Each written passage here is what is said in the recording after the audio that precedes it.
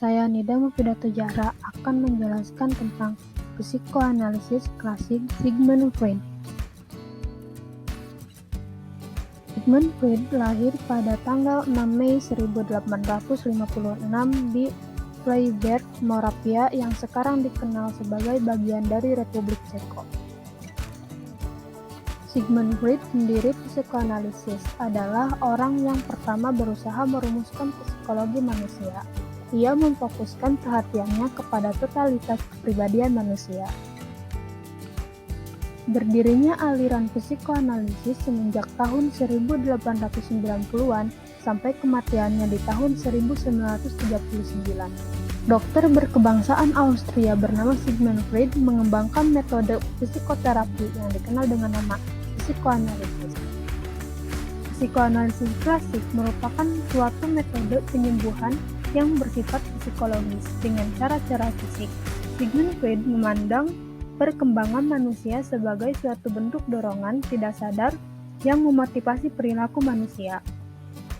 Psikoanalisis sebagai pendekatan terapi yang dikembangkan oleh Freud digunakan untuk memberikan kesadaran pada pasien ke dalam konflik emosi tidak sadar dengan menanyakan pertanyaan agar kenangan yang sudah terkubur lama dapat dikumpulkan kembali.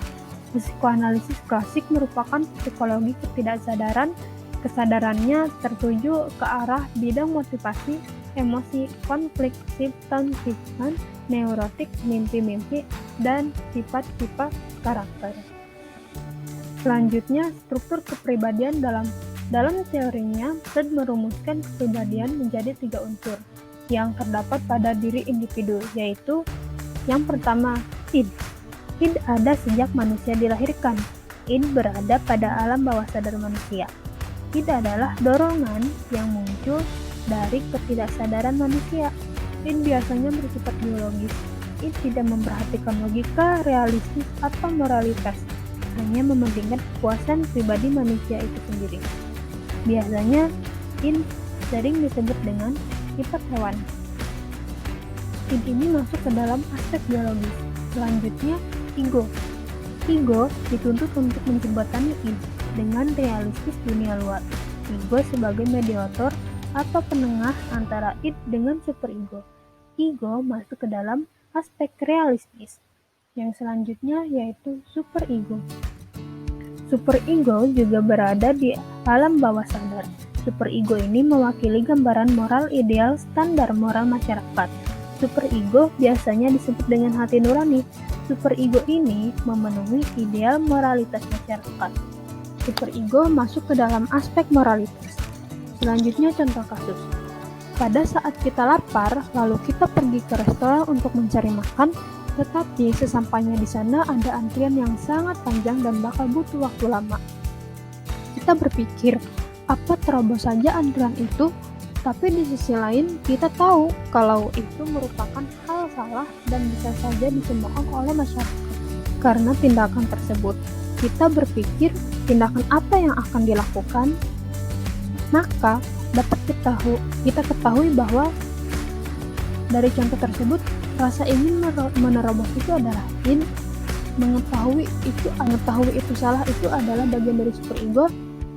Lalu bagian memikirkan tindakan yang tepat di situasi tersebut adalah ego.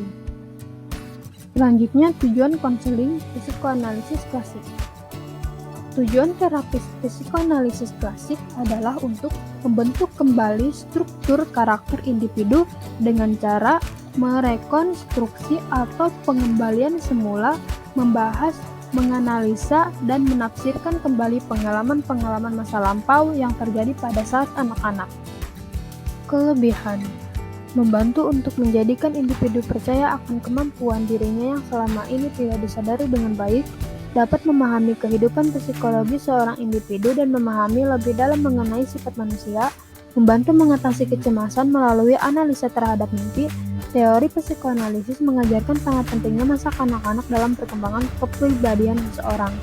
Kekurangan: teknik dan penekanan yang dilakukan terkadang terlalu merendahkan martabat manusia meskipun tidak selalu disadari dengan baik. Teknik menekankan pada masa lalu, membutuhkan waktu yang lama jika teori psikoanalisis diterapkan.